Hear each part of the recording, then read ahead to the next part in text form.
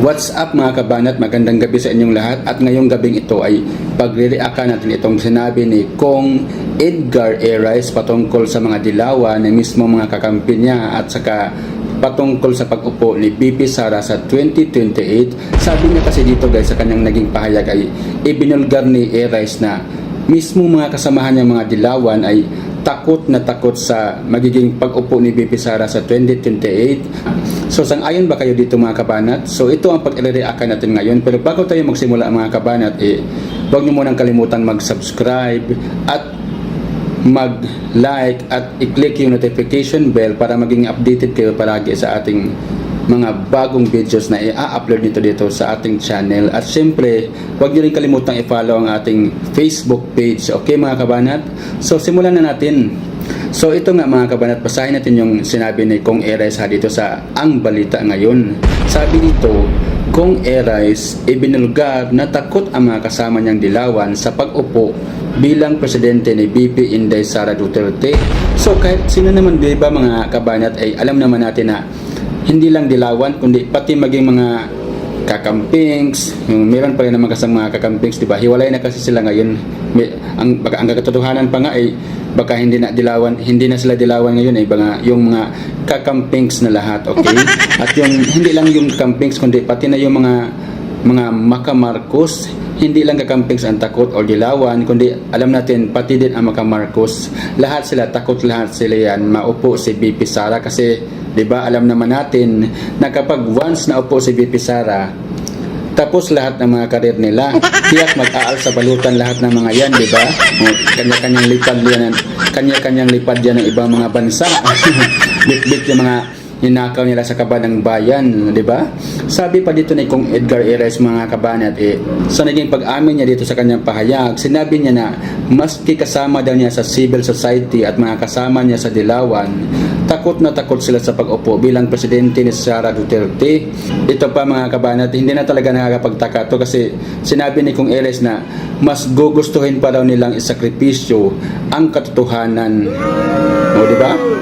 So, kahit hindi pa man sinabi ni Kong Edgar A. Rice ito, alam na ng taong bayan, di ba, na simula pa man noon ng pag-upo dito mga dilawan ito, pagbalik nito sa panalo sa Senado o yung iba pa dun sa Kongreso noong 2025, ay alam na natin na talagang yun nga, isinekrepisyo na nila yung tinatawag nating katotohanan kasi nga pinagtakpan na nila yung mga bibig nila laban sa corruption ngayon na nangyayari sa administrasyong Marcos, di ba?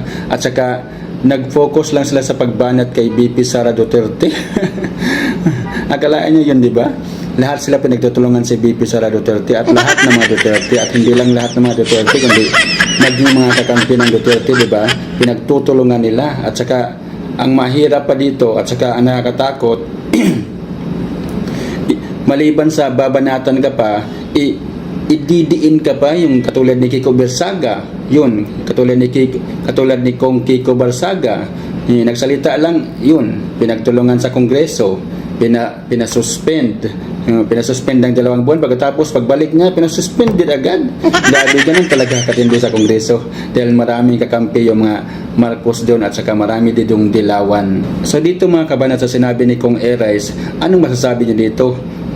Ngayon, nagulat pa ba kayo dito or hindi na? Kasi alam naman natin, di ba, noon pa man na napapansin na natin na yun nga, hindi lang katotohanan ang sinekrepisyo nila, kundi pati yung mga mga kahihiyan nila sa kanilang mga sarili, hindi na sila nahihiya, di ba? Kasi alam naman ng lahat na lantaran ang corruption ngayon, talamak ang corruption, pero asan sila? Asan itong mga dilawan na ito? Asan itong mga kakampings? Andun, binabanatan lang si BP Sara. Parang yung mindset nila, yung wala talagang ibang laman yung utak nila, kundi kung i-x-ray siguro yung utak nila mga kabanat, makikita si BP Sara Duterte lang ang laman o di kaya yung iba pang mga Duterte, sila Paulo, Basti at sino pa at sa mga kakampi ng mga Duterte, siguro yun lang ang laman ng isipan nila at wala ng space yung utak nila sa iba pa mga bagay, yung mga katulad ng mga nangyayari sa talamak na corruption ngayon sa admin ng Marcos, di ba? Wala sa kanila yun. Kung sa kasabihan pa yun, wala sa vocabulary nila yun. Ngayon, di ba? So maski man kahit hindi ito inamin ni Kong Erais, ay alam na rin mismo ni BP Sara ito, di ba? Kitang-kita na kahit pa man noon ng panahon ni dating Pangulong Rodrigo Duterte, ay yung mga dilawan ay sa Duterte lang talaga nakatuon yung pansin nila, wala nang iba. Kahit pa anong mangyari siguro sa Pinas, Duterte pa rin ang babanatan nila, Duterte pa rin ang sisisihin nila, at Duterte ang ibibiin nila sa lahat ng bagay, lahat ng mga pwedeng isisi. Kulang na lang siguro pag naguna ang mundo, Duterte pa rin ang sisihin nila, di ba? So ganun lang yan mga kabanat. So mga kabanat, proceed tayo sa next topic natin. So ito mga kabanat, pag-usapan natin ito ngayong patungkol kay Senator Bongo at Senator Bato de la Rosa na posibleng balang araw ay isyuhan na din ng warrant of arrest ng ICC, kasi nga di ba nilabasan ng ICC na co-perpetrators daw si Bongo at si Senator Bato de la Rosa sa naging crimes against humanity ni dating Pangulong Rodrigo Duterte. Pero para sa akin mga kabanat, ay hindi ako naniniwala dito. Parang paraan na naman ito para pagtakpan yung mga nangyayaring nakawan ngayon sa kaban ng bayan. Kayo din ba? Ganun din ba naiisip nyo? Ako kasi, noon pa man, nung nangyari kay Senator Bongo, bago pa man itong inisyo ng ICC ngayon na mga co-perpetrators daw sa dalawa ni dating Pangulong Duterte, noon pa man, noong si Senator Bato pa ang nasa issue na ganito, ay naniniwala na ako na paraan ito ng administrasyon para yun nga, naniniwala ako ha, hindi ko sinasabing lahat or yung sabi ng lahat, paniniwala ko lang, okay? Naniniwala ako na paraan lang ito ng admin para nga patahimikin ang mga Duterte or sino pa yung mga para malagasan ang kampo ng mga Duterte, kasi nga kapag nangyari ito, yung nalagasan yung kampo nila, edi nabawasan yung mga masasabi nating mga kapangyarihan sa kampo ni Duterte. So halimbawa pagdating sa usapin ng impeachment ni BP Sara Duterte, kapag sakaling na umabot ito sa Senado, edi di ba may posibilidad na tagilid na si BP Sara Duterte dito, kasi nga naubos na yung mga kakampi niya. Ginawa na ng issue, inungkat na yung mga issue, at saka pagkaungkat na mga issue, ayun, halimbawa inaresto or pinakulong, o di ba? So kung halimbawa naman kapag tangkaing arestuhin sila, syempre di ba magtatago yan. So kapag nagtago, so parang wala na silang silbi doon sa impeachment ni BP Sara, kasi hindi na sila makakapirma, di ba? Hindi na sila magiging present doon sa Senado para isa sa mga kumalaban or kumontra sa impeachment ni BP Sara. So kapag nangyari yun mga ganun mga kabanat, so paano na si BP Sara? So parang nalagasan siya ng mga kakampi doon sa Senado na maaaring makatulong sa kanya para manalo siya sa impeachment, or yung hindi magwagi yung mga senador doon na gusto siyang mapatalsik din. Halimbawa na lang itong kilala nyo na yung nasa pinakamataas na pwesto, parang gigil siyang mapatalsik si BP Sara Duterte, ganun din ba nararamdaman nyo, or ganun din ba ang nafe-feel nyo? Kasi gigil talaga siya pati pa nga Supreme Court kinestyon na. Wow, sana all bonggang-bongga, di ba? Kung Supreme Court nag-aral lang ilang taon ng mga yan, saka naghirap ng ilang taon para maabot nilang posisyon na yan, pero i-question lang ng isang TV host. So diba, nakakatawa, parang iba talaga yung batas, no? Parang iba talaga yung mga feeling matatalino mga kabanat, no? So balik tayo kay BP Sara mga kabanat. So yun nga, so pagdating sa usaping impeachment, kapag sakaling ang wag naman sana yung umabot sa Senado yung impeachment ni Sara, posibleng matalo siya. Hindi ko naman sinasabi na matatalo siya, ha. Posible lang, kasi yun nga, kung sakaling mangyari nga itong pagpapa-aresto na rin kay Bongo, dalawa na ang nabawa sa minority block na yung minority block, kasi naniniwala ako na mga pro Duterte lahat yun, at saka lahat sila kukontra talaga lahat yan sa pagpirma na magiging impeachment kung sakaling may magiging hatol na doon sa Senado, di ba? So malaki ang chance na manalo si BP Sara kung kompleto sila. Pero ngayon wala na si Bato, at saka posibleng balang araw nila baka si Senator Bongo ay pagtripan na rin ng admin ngayon na takutin na mayroon na din mga ano pa dyan, warrant of arrest, di siyempre magtatago na naman to. So hindi ko sinasabi na duwag yung ating mga senador ha. Ang akin lang yun nga, ang usapan natin dito ay yung patungkol nga sa mga kakampi ni BP Sara. So paano na kapag nangyari yun? So di ba, nabawasan yung minority block. Tapos yung sa majority block, may posibilidad naman na may ilang senador doon sa majority block na panig pa rin kay BP Sara, pero mas sigurado talaga kung yung minority block na alam natin sigurado mga pro Duterte ay kompleto talaga para mas malaki ang chance na panalo si BP Sara or magiging absuelto siya sa Senado, di ba?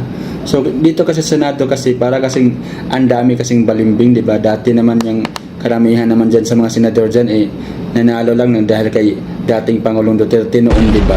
Pero nung nawala na si Pangulong Duterte, wala na sa katungkulan, ayun, kanya-kanyang nagsiliparan sa kabilang bakod na para bang takot silang lahat, di ba? Na parang takot sila na kapag hindi sila pumanig dito sa admin ngayon, yun nga, uungkatin yung mga posibleng mga issue nila na maaaring humantong sa pagkakakulong o ano pa dyan, di ba? So para bang ganun sila, takot sila kasi kanya-kanyang panig doon. Nakakainis rin isipin, di ba, na parang wala silang utang na loob kay dating Pangulong Duterte.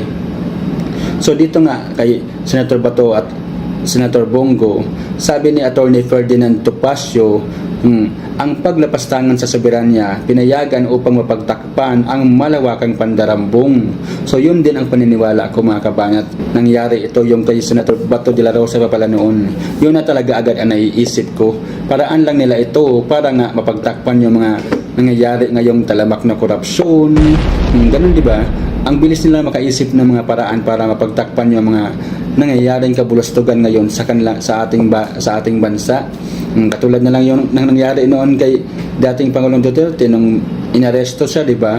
Hindi natin alam, meron palang malaking issue na posible sanang lumabas sa mga araw na yun, pero dahil nga ang bilis nila nakaisip ng paraan, yun nga ipinadala na sa ICC si dating Pangulong Duterte, ayun, mas naging trending yung topic patungkol sa pag-aresto kay dating Pangulong Duterte. Natabunan yung posible sanang maging big pasabog sa social media yung nangyari nga na di umano'y pagkakamatay ng kasama ni First Lady Lisa Marcos, di ba, na overdose daw sa, alam nyo na, yung sa pulburon. So yun ang parang kasabay sa issue nun, kaya dahil siguro takot sila na ma-expose yun, kaya ayun, nakaisip ng pinakamalaking paraan at saka successful naman. Yun ang paniniwala ko, ha. Hindi ko sinasabing totoo yun, ha. Paniniwala ko lang yun, okay? Hindi maiwasang makapag-isip tayo ng mga ganun kasi nga napapansin ko mga kapanat na kapag mga ganitong mga parang meron na namang mangyayaring malaking kabalaghan, kaya agad na naman silang humahanap ng mga magiging cover or yung pang-cover up nila sa mga malaking posibilidad na anumang kagaguhan na mga or kabulastugan na pinaggagawa nila na posibleng ma-expose. Yung para bang gagawin itong si Senator Bato na naman at si Senator Bongo na pangtapang na naman sa na namang kayang mga ginawang kabulastugan ng admin na yun or kung sino man, di ba? Parang ganun lang talaga. Malalaman na natin yung balang araw kapag halimbawa meron na namang lumabas na mga issue. Malalaman din natin yan kasi wala naman talaga mga sekreto na hindi nabubunyag, di ba? Lahat lumalabas talaga. So itong kay Senator Bongo at saka Senator Bato, malalaman natin ang balang araw kung anong posibleng rason ng pagpapalabas ng pahayag ng ICC na co-perpetrators daw sila. Posibleng mayroon na namang mga kapalit ito. Kayo mga kabanat, anong masasabi nyo dito? Kung meron kayong masasabi, i-comment nyo lang dyan sa baba para mabasa natin at mapakinggan natin yung mga opinion nyo din dito sa isyong ito, di ba? Para dito, ayon pa dito kay Ferdinand Topacio mga kabanat, ay para raw sa PDP laban, malinaw umano na ginagamit ang ICC bilang kasangkapan sa politika upang pahinain ang kanilang hanay. So, yun nga, di ba? Yun ang sinasabi ko. Pahinain yung mga hanay ng mga kampo ng Duterte. Para nga, yun nga, sa future or sa mga kinabukasan, meron silang gagawing mga malaking gagawin na posibleng, halimbawa yun na nga, yung sinasabi ko yung sa impeachment ni Bibi Sara. So, posible yun. Kaya unti-unti na or dahan-dahan ang binabawasan ang mga kampo ng Duterte para matagumpay na lang mapabagsak si Bibi Sara sa impeachment na kung sakaling umabot man ito sa Senado. At saka kapag nangyari yun, hindi na makatakbo si Bibi Sara sa 2028. At kapag nangyari nga yun, yun nga, wala nang tinik sa kanila sa 2028 at sila na naman ang maghahari sa panahong iyon kapag na-impeach si Bibi Sara. So, dapat hindi talaga mangyari ito dahil ayoko na. Basta hindi ko na gusto kapag mangyari pa ito kasi para na rin tayong pinagloloko, di ba? Walang nagiging improvement sa Pilipinas. Another 6 years na naman na tayo na magtitiis, di ba? O tapos sila party lang. Di ba? Sila meron ng mga sports car. Sila meron ng mga jets, choppers, at meron ng mga bahay sa abroad. At hindi lang basta-basta ang bahay, mga milyones na worth na mga bahay, di ba? Sana all. So mga kabanat, hanggang dito na lang siguro yung video natin. Hanggang sa muli mga kabanat, at laging tandaan, pag may kabulastugan, kailangang banatan to the max yan. Paalam!